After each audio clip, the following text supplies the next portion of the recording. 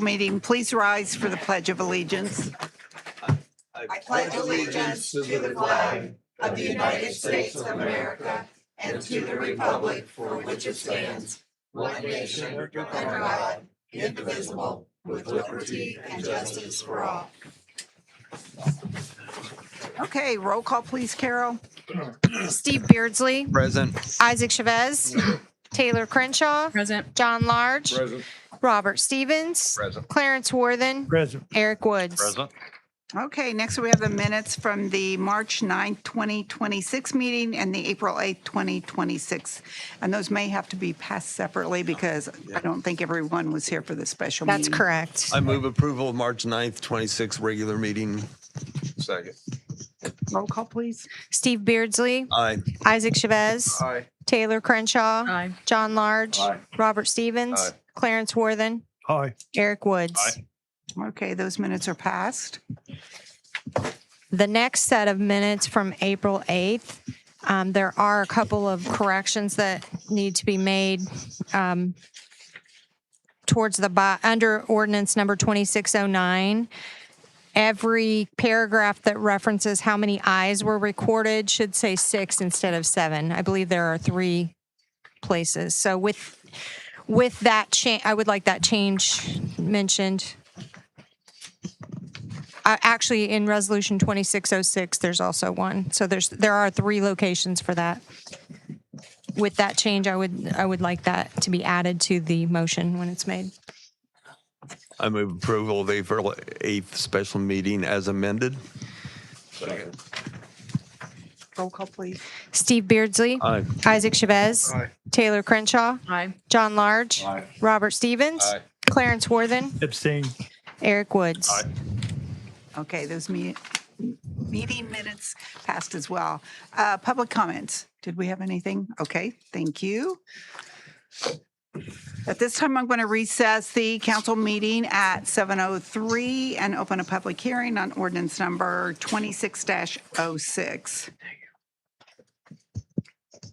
And this is the ordinance amending ordinance establishing procedures and fees for trash collection and disposal of garbage and waste.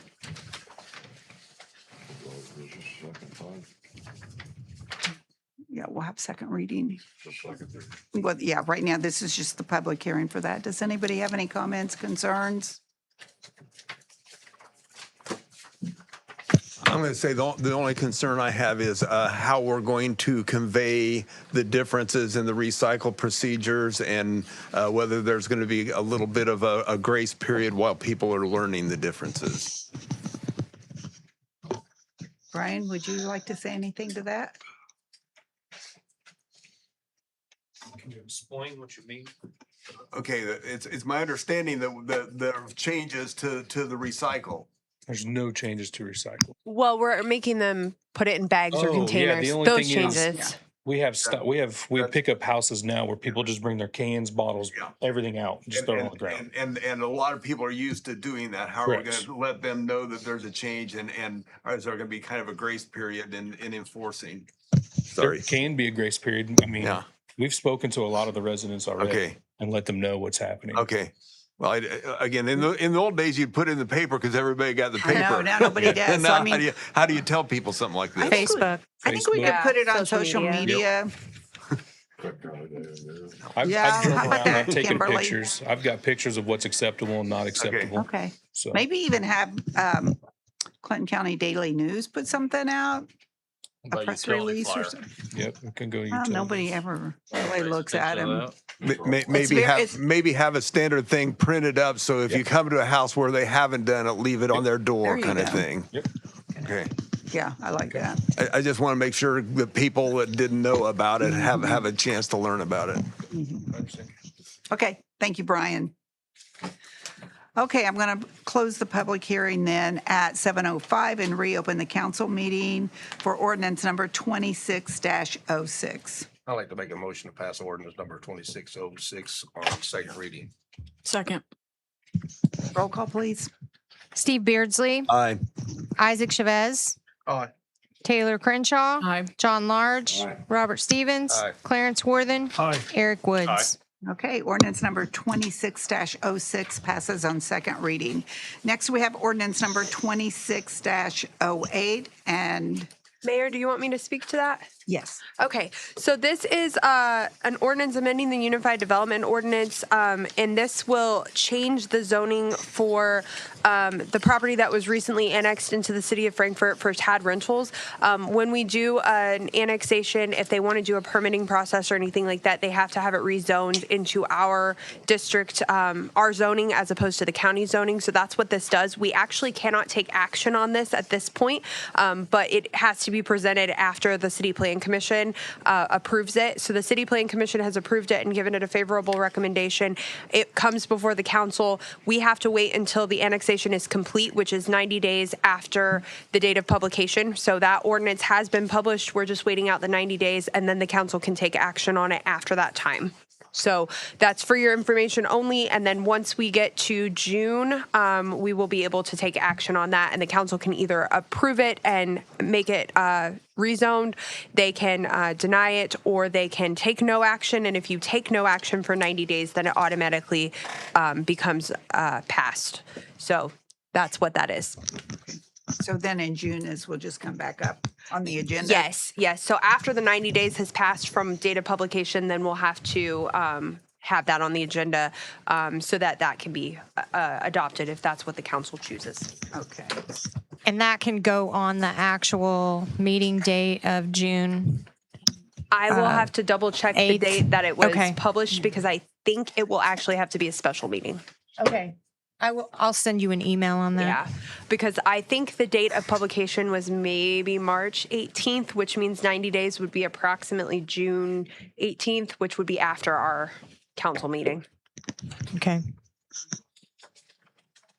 Okay, unfinished business. Did you bring the things down that okay. I wondered, I think they're on your desk. Yeah, okay, thank you.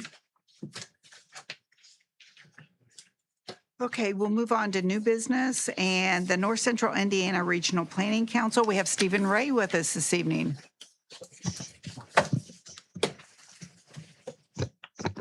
Called me up early.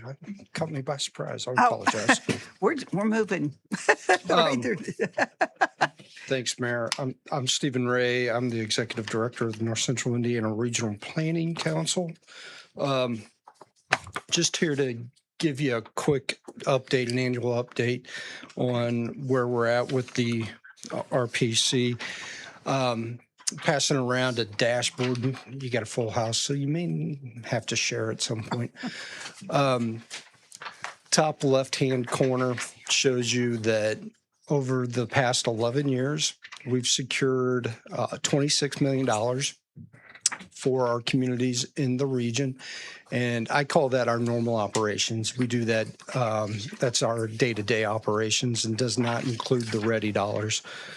Top right-hand corner breaks it out by county. You can see that Clinton County, I think, is a little over $7 million of that 26. Then you get down into the bottom left-hand corner. Last year, we worked on 3 projects in Clinton County under that $26 million normal operation. A couple of projects in Colfax and I believe Michigan Town, and then we do traffic counts for the county as well. The bottom right-hand corner talks about 159 projects in 11 years. And our return on investment for every dollar that we receive, we've returned a little almost $14. And then the return per capita, that's 70 cents. We receive 77 cents per capita. That return on per capita is almost $12. So now I'm going to jump back into that left-hand column there and bottom left corner and talk a little bit about Ready. Ready One, we're wrapping up. That was a $30 million program that the region secured. We're wrapping up 3 projects here in Clinton County. One's the Meadowbrook development, housing development. The Iron Block Engagement Center, that project's completed. And then the roundhouse cleanup, that project's due to be completed just later this summer/fall. So those 3 projects are either completed or on schedule to be completed. We have to have all of Ready $1 expended by the end of the year. It's the ARPA money, so you guys are familiar with that, I'm sure. Ready 2, we have 1 project in the pipeline, and that is the Wildcat Career Center project. We're working on pulling together that application and getting that submitted to the state. Just one real quick comment on that is all of our Ready 2 projects have to be approved by the state by the end of June, and then the first draw by the end of September. So we're pushing our projects as quickly as possible to move forward. Big picture, that's really all I have.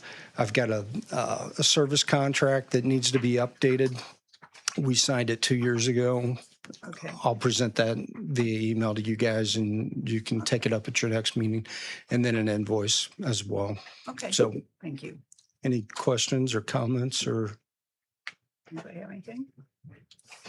Okay. Thank you. Thank you. Thank you.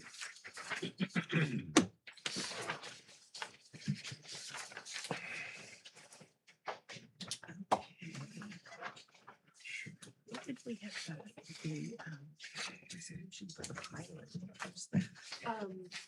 We didn't, did you want that tonight? I didn't know if you wanted to do that Oh, tonight. that's okay. We don't have to. Okay. Yeah, I don't think it was in the packet because we sent it to you individually for approval. Okay. Then what about it? We talk about the Oakland station. Yeah, that we can talk about in my section if you want. Okay. Okay. I just want to make sure. Okay, tonight I had Shan Sheridan come and talk to us a little bit, and if you have questions, feel free to ask him about the Career Tech Center and exactly what's going on with that. It kind of goes along with the Ready Grant as well. So if you can give us some ideas on how we're wanting to move forward. Thank you, Mayor. Appreciate it. Thank you, Council, for the opportunity to be here tonight.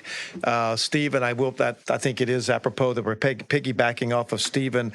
The ready dollars are what is so crucial and vital for this project. I think it's this is going to be like a triad because between the mayor, Stan, myself, Steve, actually, it's a quartet because we've all living this right now. The mayor working with within the PIP group, with the county and the city, and the Ready, our regional, North Central Regional Partnership, and the Clinton County Economic Advancement Foundation have been discussing this as opportunity of what we need to do with the Ivy Tech building. As most of you know, it's costing, and I think Andrea was sharing some numbers with me, and it was pretty significant. Pretty significant how Yes. much money is being spent from the city and the county on the building, and it's kind of nickel and diming everyone. So the plan is, so the schools came back, they have all agreed, the superintendents have all agreed that this is the place that they would like to have the Career Center. And feel free to correct me on anything, Mayor, and Stan as well as we discuss this. But with that, which is a great thing because it's not always been able to get them on the same page, but everyone is tracking on the same page that this is a great place. There's about 69 students enrolled right now. They're looking at probably close to 125 to 150 in the fall. Georgia and Josie have just doing a great job of marketing that and getting more kids involved. The challenge has been, the ongoing repair and cost that the city and county continues to incur.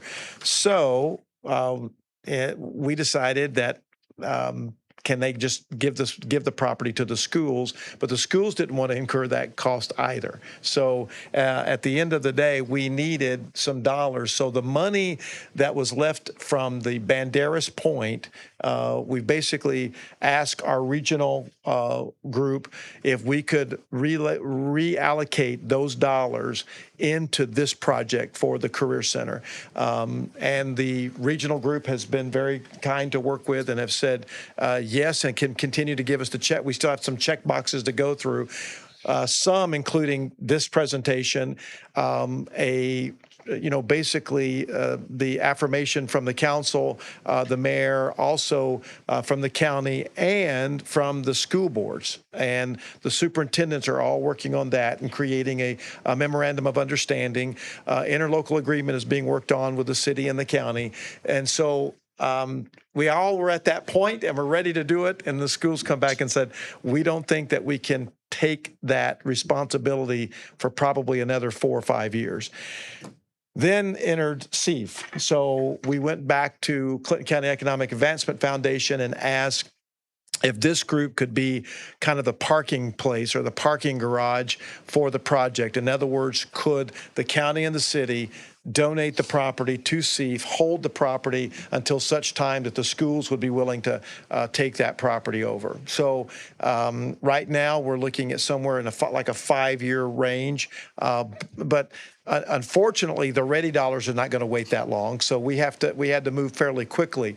This does two things. It not only gets us to move and get the Career Center or keep the Career Center intact and sustainable, but it also checks the mark that we have to, that's required by the READY grant for a public match. So the city and the county are meeting the public match by donating that property that's already been costing the city and county to CEF, and then CEF can hold that, and then part of and also part of the private match is that CEF will be able to donate that to the schools at such given time. So that's pretty much that in a nutshell. I know it's a little convoluted and a little crazy, but sometimes you have to jump through some of the hoops to make sure that we're getting the dollars that that we need. This is a $1,234,000 grant. That is basically going to take care of all of the issues with HVAC. There's several other pieces, and then it allows us to start planning for the future and creating the welding labs and all of that we would like to see happen there on that location. So when Ivy Tech, and believe me, as we found out this past week with Crawfordsville, Ivy Tech continues to, kind of just pick up and leave communities, and that's leaving a vacuum. And so we believe that this is a great opportunity, and other communities are doing the same thing, to take this building, this property, and continue to make it a learning center. We need that career center. And this is what I'm excited about. It's the opportunity that we have to continue CTE training and do it with superintendents all on board and an agreement, and it's happening downtown Frankfort, which I think is an economic impact as kids will go in and out and they'll help the local businesses as well. So, Stan, you want to add anything, or Mayor, any questions? I'll be glad to answer them. Stan is the president of Clinton County Economic Advancement Foundation, and I'm glad Stephen was here as well because he could answer any questions regarding the grant itself. So. I would just say that I would assure you that the foundation will be a good parking lot for your asset until it transfers to the schools and corporations. And our mission statement is economic development, promoting other types of development, and trying to solve blight and that sort of thing. And it was very enlightening because, was it 3 years ago, the superintendents were fragmented. Yeah. And now at this time, all four of them are together and unison and pulling in the same direction. Yeah. So I think it's a very positive thing for this project. Totally agree. And I think it's important that we keep that in our community. Yep. It's very important in our community and for our students in each one of the schools. And I thank C for taking on that But responsibility. it should be noted that CEF will not really benefit from taking on this Right. project. We're not gonna put any money in our coffers from it. We're just a middleman to move the transfer forward. And the hope is that the dollars will cover most of the issues that, with the expenses that have been occurring from HVAC and just the other things, that those things will be taken care of, and we can start phase two. It'll be the seed to go into phase two, which would be welding labs and other things that the Career Center wants to be able to do. What's the timeline? Well, the timeline would be ASAP because, as you heard Stephen say, the grant has to be, we have to have decisions made by the end of June, and that money's spent by the end of 28. 28. Yeah, 28. So we just have about 18 months to, get that in. And we're working with Kelly Good as far as the architect is concerned. Matt Rhoda has taken the lead point from the schools and the superintendents. He is the president of the Wildcat Cooperative, and the Wildcat Cooperative is the four superintendents from the different schools districts. So. And they also have agreed to commit funds to help keep this going Yeah. for the next 4 or 5 years. They are whatever. going to commit to the operational. Mhm. And part. the operational Yeah. along Yes. with the other. Mhm. Yeah. My only question is what happens in 4 or 5 years and schools change their minds and they decide they don't want it? Then what? So we've discussed that, and so that there would be some type of a clause, a clawback in the contract that it would revert back to the city and the county. So at that time, the city and county would have that asset back. Hopefully, that will not be the case. So At least all the repairs be done. We can also include language in the deed that says that if it's not used for a specific Restrictive. purpose, that it would revert back to the city and to the county. Okay. yeah, so a restrictive covenant that could be added. So. Which municipal entity is going to facilitate the Ready Grant dollars? Is that going to be the schools? That's a good question. That's a question that we've asked Matt. I believe that they are going to make that decision at their next board meeting. But if they say yes, we would much rather them. And I think that was what we decided at the last CEF was it would be the schools, and they would Okay. be the applicant eventually. So we're kind of just in the middle right now. So from the city standpoint, the only requirement on our end would be The interlocal to do an interlocal agreement, to do a deed with a right of reverter, and to have that be our in-kind matching Yes. dollars. Yes. Okay. Yes, that's correct. Okay. And I just gave Eric, he's passing out. This is part of the regional, this is the arts and cultural side of Ready. This is the dollars that come from Lilly. And this is a brochure that's really more focused on Clinton County and our assets. When we put this asset together this has been about, a year ago, probably over a year. So there's some things that they're no longer in our community, like the core center. But when we put the assets together, that Lily was asking for all of these assets. And so as we were putting them together, some of those might not make sense. But I will tell you, the Red Barn Theater is going after a significant grant. You might have been asked to write a support letter. And so that's one of the pieces of the arts and cultural part that we want to support here in our community. So, Stephen, did you have anything? You asked me to say something. I can't remember. Yeah, that's fine. The arts and culture, the Lilly applications Oh. due on Yeah. Wednesday, April 15th. Yeah. Announcements will be July 1st. And then the other thing associated with the strategic plan is we're putting together, the Regional Planning Council is putting together a working group, an arts and culture working group. And we're looking for participation, representation from Frankfurt and Clinton County. So we're working on setting that schedule as we speak. So if you've got a name, if you've got a friend, a neighbor, if you're interested in wanting to be a part of that working group, my contact information's at the bottom of the dashboard. Give me a call, send me an email. Right now, I don't know that we have any representation from Clinton County, so we'd love to have it. Carol Price was initially, I think so, but I'm not too sure she's continuing on in that, but she was initially. So. Okay, does anybody have any questions or?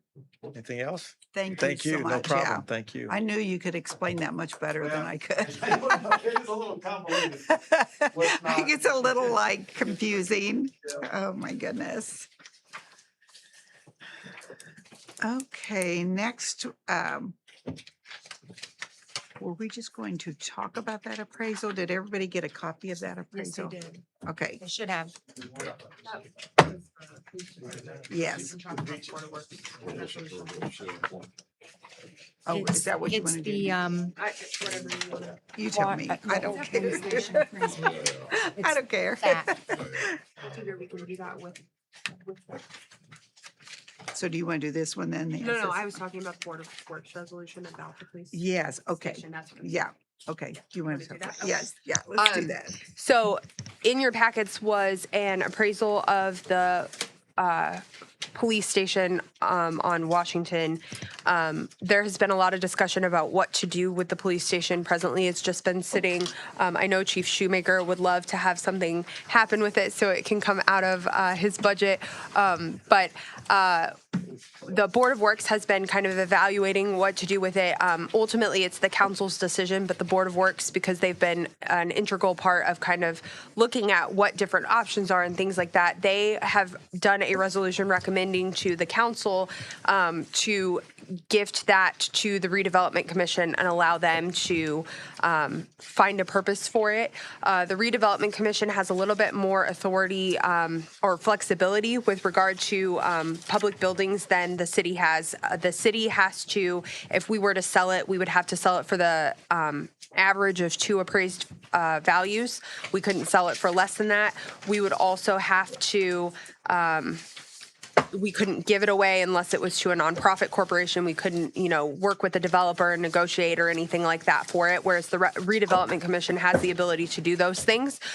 So the Redevelopment Commission is interested in the property.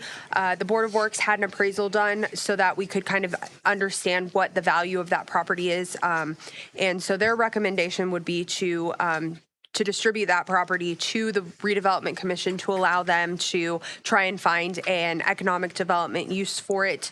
And so ultimately, though, like I said, this is the council's decision. So you all can decide not to do that. You can decide to do something else with it. But the Board of Works, after some discussion and some evaluation, thought that that might be an appropriate use for it at this point so that we can try and find something to go in there instead of it just sitting empty for, an indefinite period of time. So they did, there is a resolution. They did pass that tonight at their meeting. The resolution in your packets wasn't signed, but they did pass that tonight. So if you're interested, no decision has to be made today, but you're welcome to make one if you so choose. I think the RDC is a perfect idea. I think that's a great idea, so. I think we have to face facts. No one's gonna pay $300,000 for this, No. so we're gonna have to use it as an economic development tool through the RDC. Yeah, I agree. So we need a motion on that, or? So if I have consensus, if that's the direction that we want to go, then I will prepare a resolution so that we can get that over to the RDC. There has to be a resolution from you all, and then there has to be a resolution from the RDC that basically matches what you all say. And then I'd also need to prepare a deed so that we could deed it. Well, I don't know that we need to prepare a deed, but we need to do some sort of transfer document so that it transfers over to them, and then they would have to pass that at their meeting as well. So I will work on a resolution, and then you all can approve that resolution, and that would take care of it. So we don't really need a motion tonight, just consensus. We all in favor? Are you okay with that? Consensus? Okay, thank you.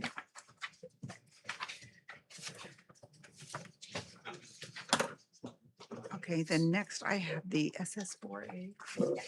Okay. So the next resolution we have is for the Safe Streets for All. There are 2 different versions of this resolution, and the only thing that is different in it is that we are supposed to, in this resolution, it's called a version 0, and what it is it's trying to eliminate all accidents and safety hazards associated with our streets. And we're doing that with the Mash Road project. And we have a grant to work on that. So this resolution, what it does is it basically says that you guys are committed to try to make the streets safer and that we're working toward that. Kimberly recommended a percentage of accident reduction by a certain year, and that's in one of the versions of the resolution. Or you can come up with a different percentage for a different time frame if you wanted, and that's why we have a second version that has blanks in it. And it's ultimately up to you. This would need to be passed. It doesn't have to be passed tonight if you want to review it further. It does need to be passed in May, though, and it's a requirement for our grant process. What does the city receive from this grant? The city received a pretty large grant to redo the Mash Road. No, this is Kimberly, do you want to speak about it? Yeah. I'm thinking of a different thing. I'm sorry. Those two are intertwined. Intertwined, yeah. Everything's intertwined. Those two grants have intertwined because we're using the same engineering firm. This grant was already approved and through the RDC is paying for the action plan. So this is a part of the action plan that we are taking steps to make our streets safer. The reason I gave the percentage in the year, I kind of looked across what other communities are doing across Indiana, consulted with our engineering firm to kind of give a timeline to put a little, whether it's through CCMG, where we're now doing ADA on our sidewalks, adding sidewalks, different things to kind of put together towards this action plan. So we don't have to go with my recommendation. That's just what the research I've done and kind of with Alicia's help and Brian Kilman, the street superintendent, to put this all together. So it's actually for SS4A, the action plan, that we'll be able to use this plan and move it forward, whether it's an implementation, which is a second part of the grant, or to be able to go after more federal highway safety grants or CCMG or any of those road projects that we want to move forward with. I have a question. This helps us in the planning part of it. This helps us as far as what we can do to make our streets safer, whether it's walking, biking, all those type things. It's not just vehicular safety. Do we know what our fatal and serious crashes are right now? We're in the process of combining all of that. It's a long list of, because they go back 10 years. So to be able to look at the 10 years and be able to see what that looks like. Okay, because I was just wondering how you're going to evaluate 50% if we don't know where to start. Oh, we're going to be bringing you a whole plan of things for you to review. Don't you worry, Clarence. Don't you worry. Would there be any reason? Is there any reason to actually drag our feet on this, though? Do you want to go ahead and approve this tonight? Would you want to review it and do it at our next meeting? And then which resolution would you want to use? That's what I'm asking everybody. Well, when are those numbers coming in that she's talking about? I mean, when are we going to know? Is that going to be by the May meeting? Yeah, we will know by the May meeting. Okay. Oh, we'll wait till then. Get some numbers so we know. Do you want to put that on the agenda then for the May meeting? I'm not sure which way would you prefer, with the percent or the? Well, I think the percentage definitely gives you a goal. Yeah. Without a percent, we don't have a goal. Well, I mean, you would have to pick a percentage. So you can either use the percentage that Kimberly recommended, or you can pick some other percentage by some other year. So one way or the other, we have to have a percent of some type. Let's find out what the numbers Yeah, we can't just leave it blank. Sorry. We can find out what the numbers are next meeting, then maybe we can go from there, what Okay. percentage we want. We'll have that at the next meeting then. And okay, thank you. Okay, and then the easement for 853 South Jackson, is that on your Yes. list? Okay. Yes. Or West Jackson. So Karen Butcher reached out to me. The Gangwers they own the building that's kind of on that little triangle that heads from Alhambra and Jackson, where they kind of intersect. And that very, I guess, northernmost tip of that part there's a little triangle that the city actually owns right now, and it has been as long as I've lived here, that is parking for that building, and they have a parking lot on it and people park on it. We found out from Karen that the city actually owns that piece, and they're trying to sell their building, and they're having some difficulty because they don't have any sort of written agreement or anything about that parking, and so it's difficult to sell a building if you don't have any parking spots. So they had spoken with me about what could potentially happen with that. Initially, they were talking about the city giving it to them or selling it to them, but we have utilities underneath there, so I didn't really love that idea. So the compromise that we had come up with was granting an easement so that they could have parking over that, which they've already kind of been doing for a number of years. And then because they'd have that written and recorded easement, that would help them sell the facility, because then that would run with the land, and future owners could use that as parking. In that easement agreement that I prepared, it does provide that we would have access to dig it all up if we needed to for the utilities, that they couldn't damage any of the utilities, that if we did dig it up, that we're not paying for any of the replacement of the parking lot, that they couldn't put any structures on it. They can just put decorative landscaping and pavement over it, which presently there is pavement over it as it stands. And so it wouldn't really change anything other than formalizing kind of what the status quo is. Now, if our utilities goes in there and does any repairs, tears up the blacktop, do we have to repair it? No, the easement agreement provides that if the utilities goes in there and tears up the blacktop, that the owner of the building would be required to replace that blacktop. Okay. So it's basically maintenance zero for us.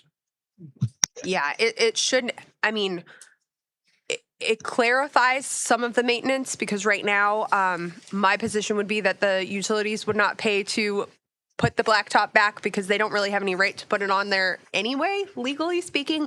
But it clarifies it so that there's no question that we're not putting any improvements back on there, and that the utilities has every right to dig it up whenever they feel it's appropriate. They can put any utility structures they want to in there. So it shouldn't harm the utilities in any way. It just basically memorializes what's been already occurring. Okay. So would we need a motion then to? Yes, we would need a motion to approve the easement, and then also to authorize the mayor to sign the document as well. So moved. Second. Roll call, please. I didn't hear who the second was. Isaac. Isaac. Okay, thank you. Steve Beardsley. Aye. Isaac Chavez. Aye. Taylor Crenshaw. Aye. John Large. Aye. Robert Stevens. Aye. Clarence Worthen. Aye. Eric Woods. Aye. Okay, then will you get with the realtor and? Yes, Yeah, once okay. you've signed it, then I will get it to Karen, and then she can have the ganglers sign it. Okay, thank you. Yep. What else did you have? I think that's it. That's it? I think so. Okay. No, I'm pretty sure that's it. Okay, next we have approval of the CF1s. And do you want to tell them who they are? Do you want me to? It's up to you. Doesn't matter to me. Can we approve them all at once? Yes, as long as the long minutes as- specify Okay. which ones are in there. So we have Frankfurt Medical Office, TCG Property Group, Ritchie and Son, LOL LLC. There are 3 under that name. Goodwill, 3 under Donaldson, 2 for Zachary, and 2 for Frito-Lay.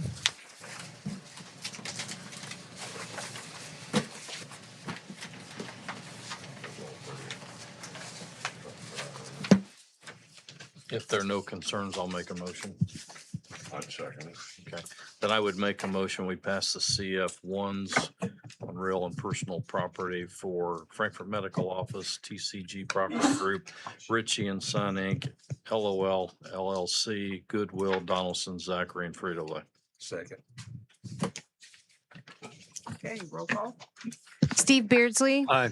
Isaac Chavez. Aye. Taylor Crenshaw. Aye. John Large. Robert Stevens. Aye. Clarence Worthen. Aye. Eric Woods. Okay, all of those passed.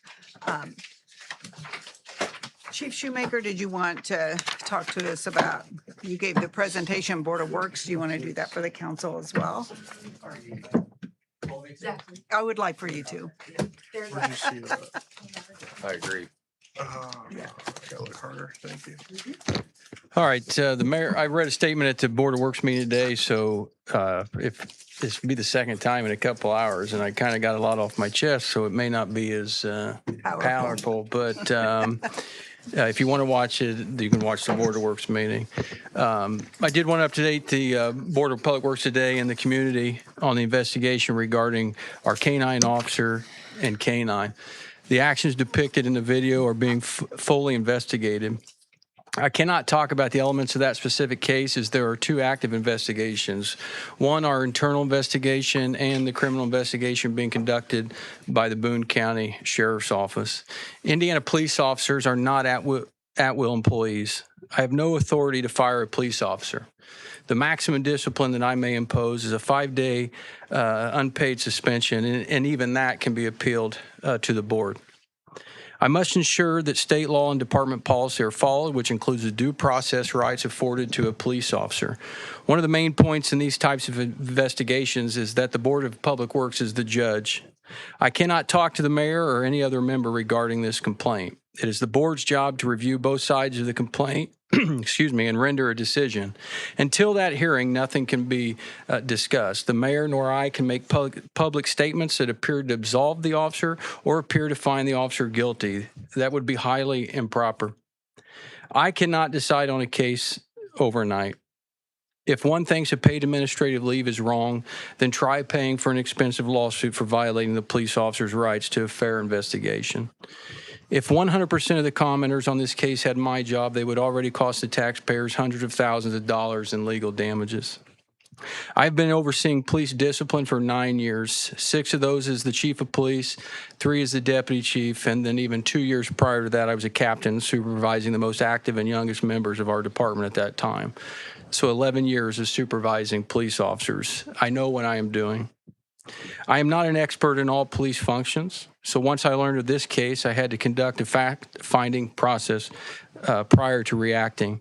I had to confirm the authenticity of the video. I had to confirm that it in fact was my officer and K-9 on that video. One saw a 13-second video. I must find out what happened before that video started and after it ended.